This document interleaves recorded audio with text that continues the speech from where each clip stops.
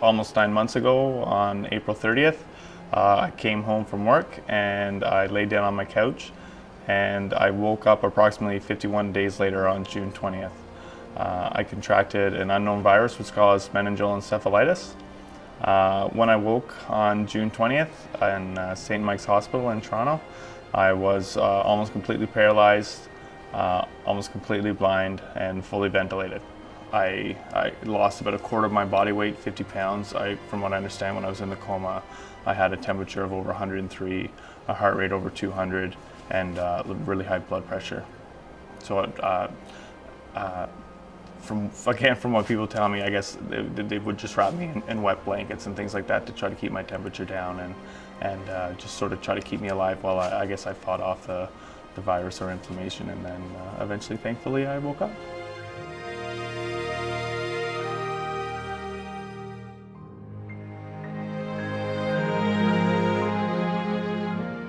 The hospital that Matthew was at had kind of got to the realization that they were at a bit of a roadblock with his ventilation and were concerned about how they were going to get him off the ventilator. So the professional practice leader approached me and said that they had heard we have this mode on our ventilator that facilitates, weaning and can help in the situation, and that some of their therapists have heard the talk that we give on proportional assist ventilation, and if I would be interested in coming in and seeing if it's something that would help Matthew. And it's at that point where diaphragmatic atrophy is apparent, and they were having difficulties getting anywhere on his ventilation. That day went into the ICU with the clinician team around the bed and put Matthew on PAV for the first time.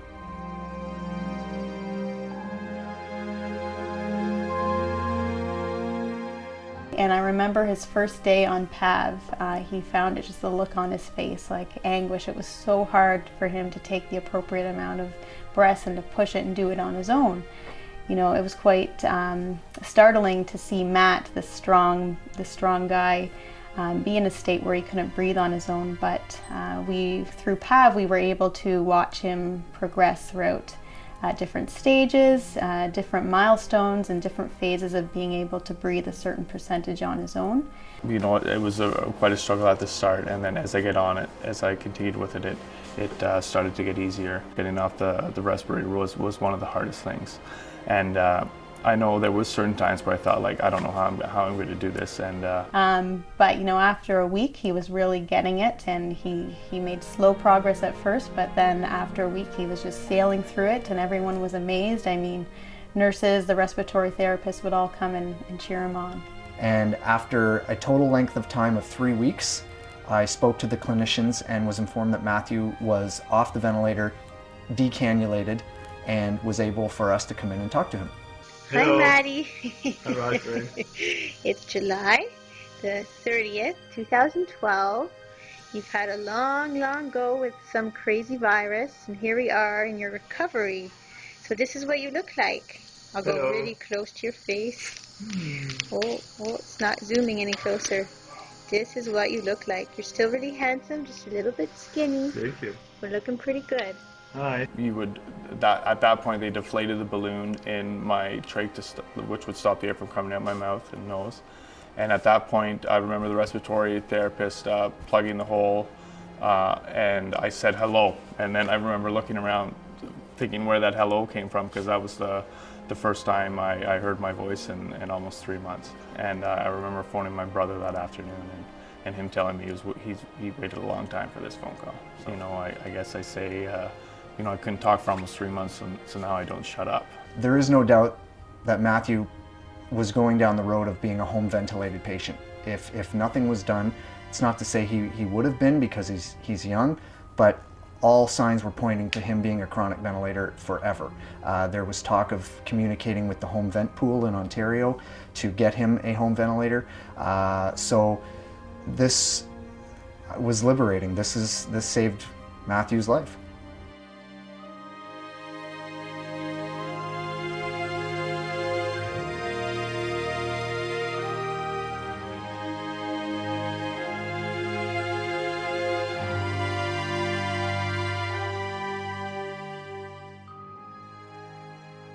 On New Year's, I proposed to my fiancee Rosalind, and thankfully she said yes.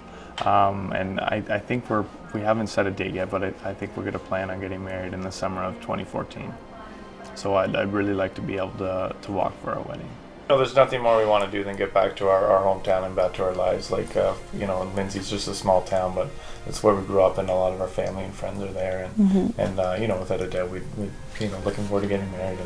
And one day we hope to start our own family and stuff like that too. So, through all this, we keep saying it. We're so thankful for so much stuff, and there's, without a doubt, so much to look forward to. But again, I don't want to keep on repeating myself, but I'm just so thankful for so many things, and I'm just so thankful to be here.